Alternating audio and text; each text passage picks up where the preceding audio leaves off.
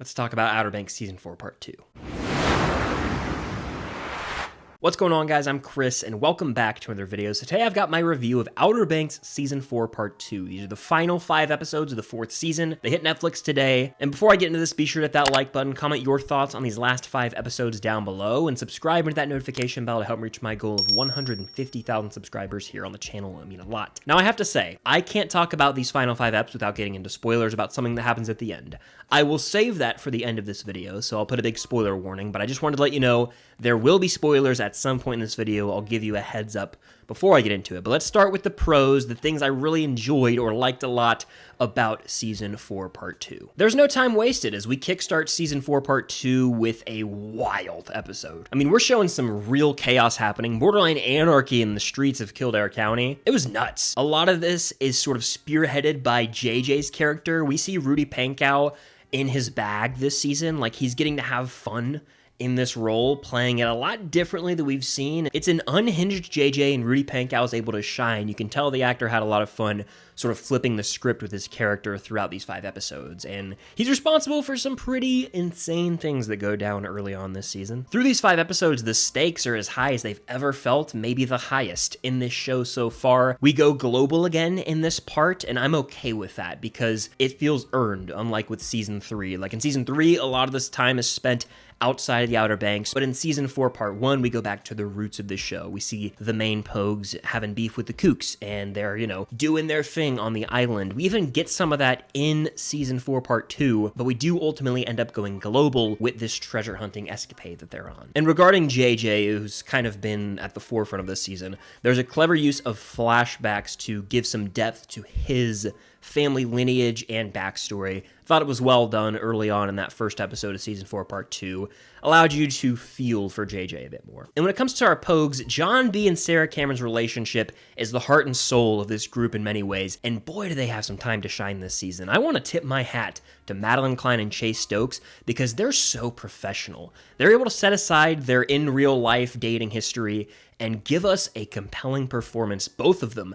And you buy into this relationship. They're going through some new tests, some trials in their relationship, and they're facing it head on together. We get a lot of really sweet moments between the two of them, and I'd say Madelyn Cline is one of, if not the best actors on this show. She really has those moments where she's vulnerable and breaks down, and you just feel for her and the situation she's put in this season. She really is great, and the two of them are so sweet. I think they cement themselves as the best couple in this show with this season. And guys, I gotta say, the intensity is there in these final 5 eps. I mentioned that in my review of Part 1, like, things feel high stakes, but there's also a lot of energy, and we're going, and that carries over and then some into Part 2 of this season as there's some gunfights, we've got chase scenes galore. It's wild, and you really can't sit down and take a breath in these final 5 eps. We're moving, and I was here for it. I was locked in, without a doubt. Now, with that being said, I have my fair share of issues with this final part of Season 4. I still enjoyed it, but we gotta critique some things here, and maybe most notably, I gotta call out the absolute stupidity of these characters. In Part 1, I was like, oh, JJ's just being a total moron, but no. In Part 2, they've cranked up the stupidity to 1,000 for JJ and everyone around him.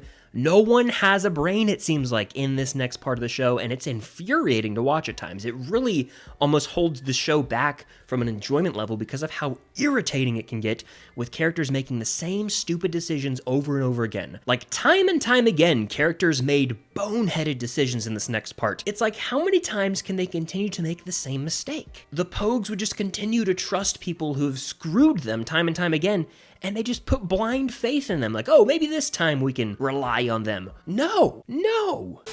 And a lot of this can be associated with the character Chandler Groff, who we obviously found out to actually be JJ's father at the end of Season 4, Part 1. And he's one of the most obviously evil characters in the entirety of this show. Yet JJ and others just continue to have faith in him and trust him. It's moronic. And it almost makes what happens to the Pogues and certain characters deserved, because they are so dumb. If they can't read the room and realize this guy is wicked at his core, do they really deserve to get out of these situations? I don't know. And also, there are some really dangerous situations our characters are found in, and they just get out almost scot-free. Like, you would think if a character's thrown overboard in the middle of a storm and you're in the middle of the ocean, they might not live. Or, for example, a character could fall down a deep well in the middle of the desert, you would think those could be life-ending situations. Nope. Characters constantly evade perilous situations and get out with like no scratches, and it just takes away from the believability of the show. In season 1, the show was 100% based in reality, but it has really gotten more and more hard to buy in as the seasons have progressed, and that's just something that can take me out ever so slightly. And regarding the episodes in this final season, I think that the season finale, season 4, ep 10, which is an hour and 25 minutes, feature length, I feel like it's a bit rushed and doesn't really bring a strong conclusion to the season. Structurally speaking, it's almost incomplete as a season. I feel like they really rushed the final 10 or so minutes, especially with regard to the way a certain character's fate is handled. Now, I can't talk about this season anymore without getting into spoilers, so I'm going to be spoiling the hell out of it. You've been warned if you haven't watched these 5 eps. Let's just do this thing. Here we go. Spoilers for OBX 4 Part 2. So in the season finale, the show makes the decision to kill one of our main pogues, and that main pogue is JJ. They kill him in like the final 10 minutes of the episode, and honestly, I don't hate the choice they made to kill him. It's gutsy, and it's inevitable that in real life, one of these characters would have died by now, so they made the choice to kill JJ. I'm okay with that. But the execution is kind of what irks me. Feels very unnecessary when it actually happens. Like the way the scene is formatted is just strange. JJ finally gets the blue crown, and it's like, woohoo, we got it. We finally have it in our possession. But as he walks down away from where he retrieved it, Chandler Groff enters, JJ's father, mind you, and he's holding Kiara hostage with a knife. JJ says, I don't need this crown, take it. Just set Key free. So they make a trade. JJ hands off the crown, Chandler Groff hands over Kiara. Everyone seemingly can go their separate ways and we're all happy, right? Nope. Chandler turns and stabs JJ in the same spot he had already acquired a wound previously by falling on a sharp anchor, also by the hands of his father. And so JJ gets stabbed by his dad, and Chandler Groff twists that knife in that pre-existing wound. Blood is pouring out of JJ now. Things aren't looking good. And I was thinking, oh, he'll be fine. He'll make it out. No, he has a moment with Kiara and then he's just dead. They killed him off. I couldn't believe it. And I've said this before, but I have a hard time in media just believing that characters get killed off. I mean, I've seen time and time again in the MCU or Teen Wolf or you name it, a character die and then come back. And so I'm just accustomed to believing that a lot of the times, but no.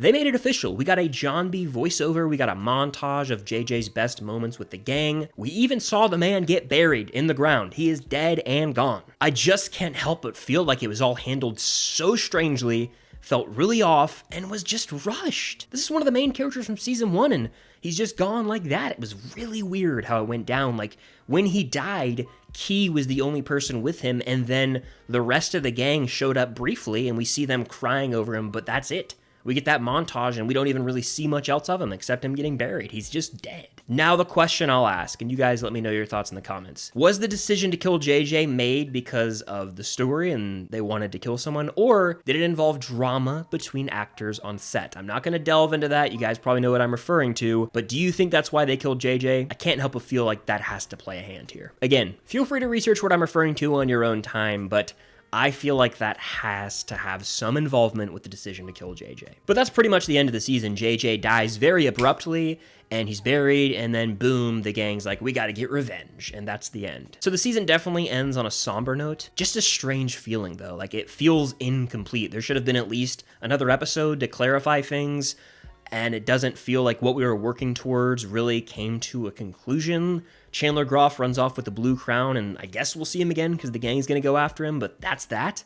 They're just in Morocco by a fire, and JJ's dead. Now, all in all, I did enjoy this season, despite its very, very clear flaws. Season 4, Part 1 felt like the early days of the show, hanging out, the good vibes were there, and then in Part 2, we took things to another level. We went global to Morocco, the action was upped, and they had the guts to kill a major character in JJ. And frankly, I am pretty stunned that they killed him. I think maybe I'm just in shock that he's gone, but I still feel like compared to other death scenes in movies and shows, it wasn't handled the best. And I can't lie, the stupidity of characters really held back my ability to fully enjoy this season. Like, how many times are they just going to make the dumbest decisions known to mankind? It infuriated me. But no matter what, it's P4L, and you know I'll be sat for Season 5 to see how they bring this show to a close, because the show has been renewed for Season 5, and it will be the last season of Outer Banks. But that's going to do it for my review of OBX Season 4 Part 2. What do you think of the season as a whole? Let me know in the comments down below, and hit that like button, subscribe to that notification bell, and of course, stay tuned for more content coming very soon. But until next time, I'll see you guys later.